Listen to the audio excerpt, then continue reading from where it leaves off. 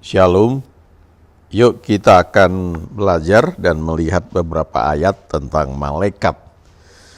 Dan ini menarik sekali karena banyak ayat-ayat di Alkitab yang menunjukkan bahwa Tuhan mengirimkan malaikat untuk menjaga kita.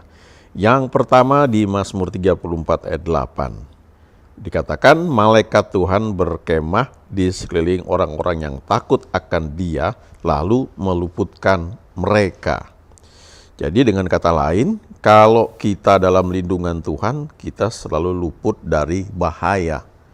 Bagaimana bentuk kerjasamanya? Karena ini ada pengaruh kehendak bebas dalam hidup kita.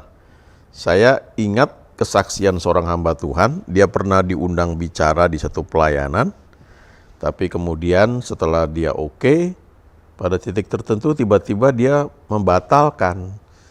Dan yang mengundang itu sempat bertanya kenapa, dia bilang saya nggak rasa damai saja, dan itu memang menimbulkan agak nggak enak ya karena sudah diundang terus kemudian dia batalkan. Tapi kemudian ketika sudah berlalu baru terlihat bahwa kalau dia terima undangan itu maka pesawat yang dijadwalkan akan membawa dia itu ternyata belakangan diketahui pesawat itu mengalami kecelakaan, ya, crash, semua penumpangnya meninggal. Jadi hamba Tuhan ini bagikan kadang-kadang dia nggak mengerti, tapi dia belajar untuk mengikuti. Di dalam hati ini ada tuntunan, ada damai sejahtera yang membuat dia tuh yakin untuk melakukan sesuatu. Ini mungkin bisa pro dan kontra. Tapi nanti kita lihat ya beberapa ayat, dan memang pilihan kalau kita mau percaya apa enggak itu, dan sejauh mana kita mau percaya sejauh itu juga kita akan menerima apa yang Tuhan janjikan. Walaupun bagi beberapa orang bisa aja awalnya ragu tapi kemudian menerima pertolongan Tuhan. Ada hamba Tuhan lain lagi, pelayanannya gede sekali dan sampai sekarang walaupun dia sudah pulang ke surga, dia sudah bersama Tuhan, tapi dampak pelayanan itu masih besar sekali sampai sekarang. Ya, kita lihat dulu ini ayat yang sama ini dalam terjemahan Amplified Bible yang klasik.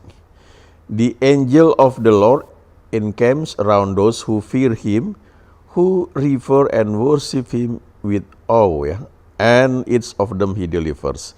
Jadi dikatakan di sini malaikat Tuhan itu berkemah di sekeliling mereka yang takut akan Dia. Lalu diterjemahkan takut itu adalah sikap hormat dan sikap menyembah Dia, ya, dengan sikap hormat, respect, dan itu sebenarnya sikap ini yang membuat kita jadi sensitif menangkap tuntunannya.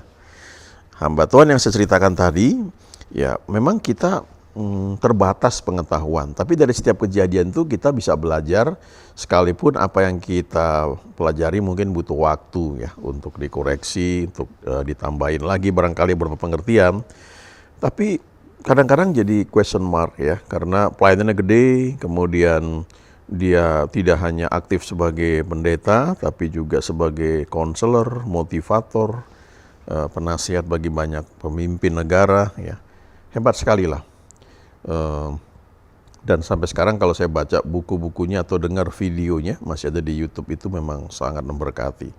Cuma dia dalam satu perjalanan pelayanan ketika dia mau terbang kalau nggak salah dengan pesawat jet pribadi pelayanannya, pesawatnya itu crash ya, dan semua penumpangnya mati. Di situ ada dia, istrinya, kemudian kalau nggak salah anaknya juga ada, dan kemudian juga ada wakilnya atau apalah ya. Kadang-kadang itu question mark ya, kok bisa begitu ya? Itu terus terang agak mengganggu, karena saya percaya kalau ayat ini yang kita pegang harusnya berlaku dan memang harusnya berlaku, lalu kenapa bisa terjadi pada dia? Di sisi lain ada orang-orang yang mencapai garis akhirnya itu dengan gemilang. Ya, misalnya Smith Wigglesworth, dia mencapai usia 87 tahun dan dia sehat. Dia cuma hadir di satu kebaktian penghiburan, lalu dia tersandung, dia jatuh dan dia meninggal. Ya, Kenneth Hagin juga begitu, habis sarapan dia lihat istrinya, kemudian dia senyum dan dia meninggal. nggak banyak mungkin yang seperti itu ya, tapi kita bisa belajar beberapa hal dalam kehidupan mereka. Sekarang coba kita lihat Mazmur 91 ayat 11. Allah akan memerintah malaikatnya menjaga engkau untuk melindungi engkau kemana-mana engkau pergi. Ini dalam terjemahan Alkitab Berita Baik ya, atau Kabar Baik. Nah kalau kita renungkan, artinya kemanapun kita pergi ada malaikat Tuhan dong yang jagain kita. Ya, Mazmur 91 termasuk Mazmur yang banyak direnungkan orang-orang di gereja tempat saya berbakti juga. Setiap akhir ibadah sebelum doa syafaat ini diucapkan bersama-sama. Nah, pertanyaannya sejauh mana ayat-ayat yang kita baca, kita renungkan, kita akui ini efektif terjadi dalam hidup kita. Di beberapa gereja mungkin karena dianggap sudah monoton, akhirnya cuma diputer suara aja sambil lihat gambar. Yang mau lihat syukur enggak ya nggak apa-apa. Di bagian lain lagi ada yang cuma dikasih ayat-ayatnya saja, jadi kayak iklan dalam suatu siaran ya, siaran televisi atau ya iklan pengantar. Yang paling bagus memang kalau kita ajak jemaat itu mengucapkannya bersama-sama. Tapi pertanyaan selanjutnya, seberapa efektif ayat ini berlaku? Ini firman Tuhan mengatakan bahwa memang ada malaikat Tuhan yang menjaga kita. Kita baca di Alkitab juga, kadang-kadang itu memporak-porandakan satu sistem agamawi yang kita bangun. Kita baca Nabi Elia ya, kita pikir Elia ini orang yang hebat sekali sehingga dia rapture, dia diangkat hidup-hidup. Sama seperti Henokh. Kalau Henokh memang terbatas cerita mengenai dia, tapi memang make sense lah. Dia bergaul dengan Tuhan begitu rupa, lalu dia diangkat. Tapi kalau Elia, ada 3 perintah yang Tuhan berikan kepada dia, dan cuma 1 ya yang dia lakukan, yang 2 itu enggak. Ya, 1 atau 2 tapi jelas enggak sempurna, tapi toh dia diangkat hidup-hidup. Bagaimana dengan Elisa? Elisa muridnya tidak mengalami rapture, diangkat hidup-hidup, tapi dia justru meninggal karena sakit. Dan kita nggak tahu apa penyebabnya, tapi kita harus melihat secara global bahwa Tuhan kita, bahkan di perjanjian lama disebut dia adalah Tuhan yang menyembuhkan. Dan dikatakan, aku tidak akan menimpakan penyakit manapun kepada kamu yang telah aku timpakan kepada orang Mesir.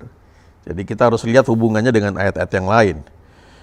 Mazmur 91 ayat 11 ini, dalam terjemahan baru dikatakan, sebab malaikat-malaikatnya akan diperintahkannya kepadamu untuk menjaga engkau di segala jalanmu. Ini gambaran Daud ketika mau menghadapi Goliat. Dia lihat Goliat gede, tapi dia punya kepercayaan kuat bahwa dia adalah orang yang punya perjanjian dengan Tuhan.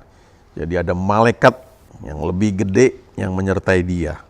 Hal yang sama juga ketika Elisa dibangunkan oleh bujangnya yang memberitahu bahwa negeri atau kota, rumah tempat mereka tinggal sudah dikelilingi dengan tentara musuh.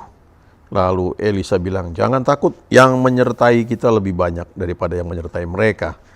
Lalu Elisa berdoa supaya mata bujangnya ini dibuka, dan ketika mata rohani itu ya, mata rohaninya dibuka, dia melihat bahwa sekeliling mereka ya penuh dengan pasukan malaikat.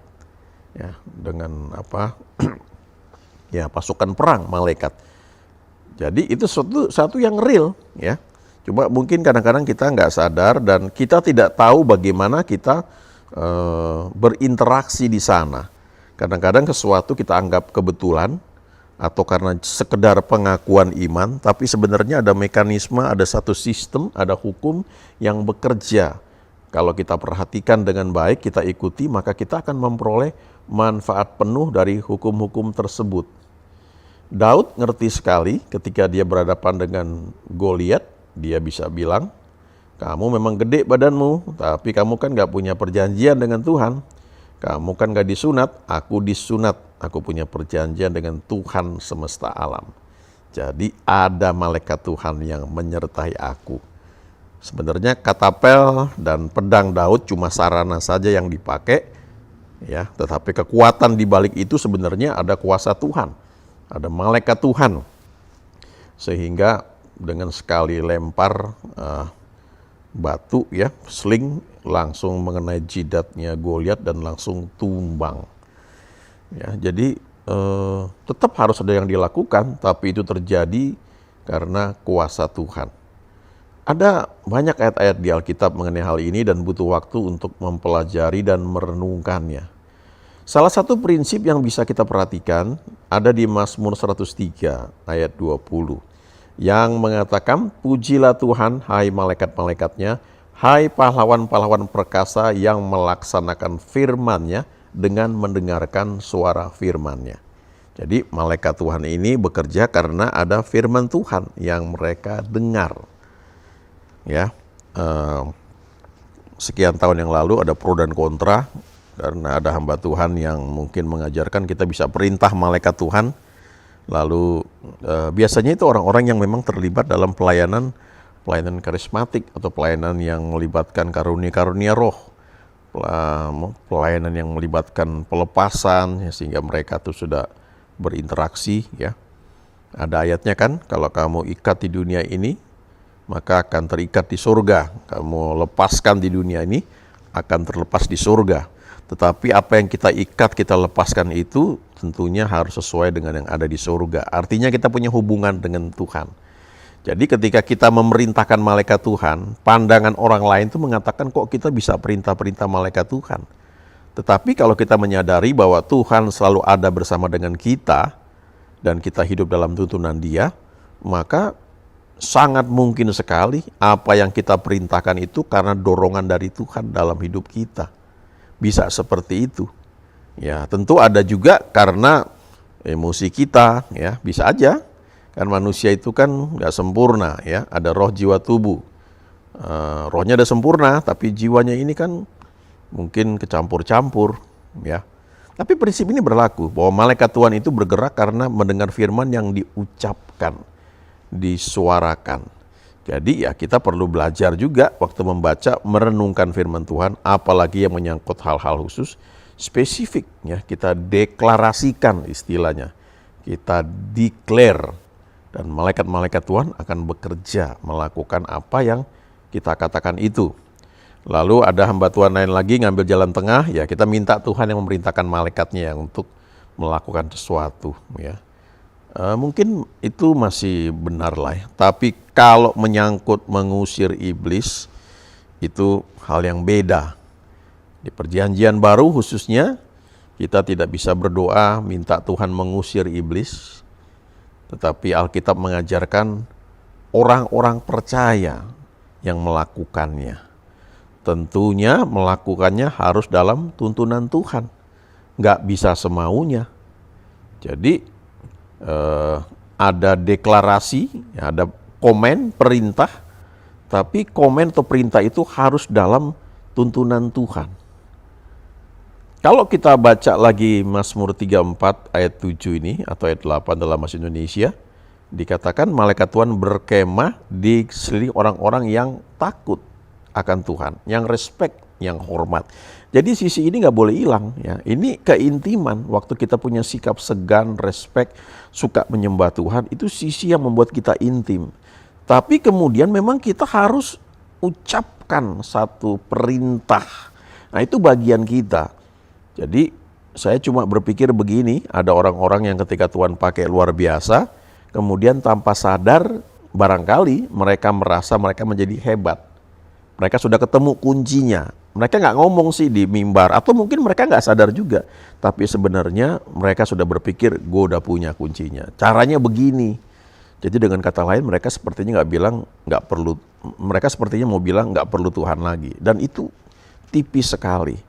Nah, kalau kita berada di situ, ya menurut saya dari beberapa buku yang saya baca, hamba-hamba Tuhan yang mencapai garis akhir, ketika mereka menyelesaikan pertanyaan dengan baik, mereka tuh bilang bahwa kalau kita di luar kehendak Tuhan yang sempurna, bukannya Tuhan gak bisa berkati, bisa, cuma terbatas.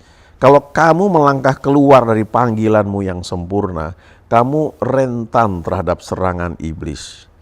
Kalau kamu Tuhan panggil misalnya untuk berkarya di dunia bisnis, terus kamu memilih untuk menjadi full time misalnya, bukannya nggak bisa, bisa, tapi hanya sampai batas tertentu. Ya. kalau kamu teruskan, mau berkembang, itu kamu rentan terhadap serangan iblis. Kecuali kamu mau gereja yang biasa-biasa aja ya, penuhin gedung ya, kemudian nyanyi-nyanyi, kemudian ya ada happy-happy. Tapi firman Tuhan kan berkata bahwa ada power, ada kuasa yang tersedia bagi orang-orang percaya. Nah, itu di mana? Apa bedanya gereja dengan perkumpulan sosial yang lain? Kalau ketika masa-masa kesulitan, kita juga sama seperti orang-orang dunia, lalu apa bedanya?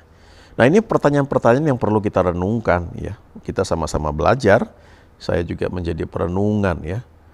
Masa-masa pandemi, ya tentu kita lakukan bagian kita. Tapi lalu saya suka bertanya, apa bedanya kita sebagai gereja Tuhan dengan orang-orang lain yang tidak kenal Tuhan? Mereka ketakutan, kita juga ketakutan. Ya, mereka pakai masker, kita juga pakai masker. Memang kalau bagian dari ketaatan pada pemerintah, it's okay ya. Tapi sebagian itu kan karena ketakutan. Nggak salah juga sih, mengalahkan ketakutan itu bukan dengan gagah-gagahan, tapi dengan merenungkan firman begitu rupa, sehingga muncul iman dan kita bisa bergerak di atas hukum-hukum yang normal. Ibrani 1 ayat 14 berkata, bukankah mereka semua adalah roh-roh yang melayani, yang diutus untuk melayani mereka yang harus memperoleh keselamatan? Ini malaikat-malaikat Tuhan. Ini malaikat-malaikat yang diperintah untuk melayani orang-orang yang harus memperoleh keselamatan. Kata keselamatan itu soteria. Kata ini diterjemahkan sebagai keselamatan, artinya kehidupan yang kekal, tapi juga mengenai pemulihan, kesembuhan, kemakmuran. Jadi artinya ini luas. Jadi malaikat Tuhan itu bukan hanya bekerja untuk orang sampai terima Yesus habis itu ditinggal, nggak begitu. Ya, seluruh bagian hidup mereka selanjutnya akan ada malaikat yang jaga mereka, ya, mengawal mereka dimanapun mereka berada, kemanapun mereka pergi. Dulu ada buku ditulis oleh sepasang suami istri, Charles and Francis Hunter, judulnya Kunjungan Utusan Surgawi. Ini hasil wawancara mereka dengan seorang pendeta, Roland Buck, yang mengalami beberapa kali dibawa Tuhan ke surga, kemudian melihat banyak hal, apa yang terjadi di surga, rencana Tuhan bagi dunia ini, bagaimana cara malaikat-malaikat bekerja, dan saya lupa dia beberapa kali dibawa ke surga, dan yang terakhir itu dia mungkin rapture ya, artinya dia berangkat ke surga dan dia nggak kembali lagi. Entah dia meninggal begitu normal ataukah karena memang dia hilang ya, dia diangkat. Kadang-kadang kita menganggap hal seperti itu mustahil ya, tapi kita kan dipenuhi dengan lingkungan yang logik. Di sisi lain, di bagian dunia lain, hal-hal supranatural itu terjadi sangat banyak.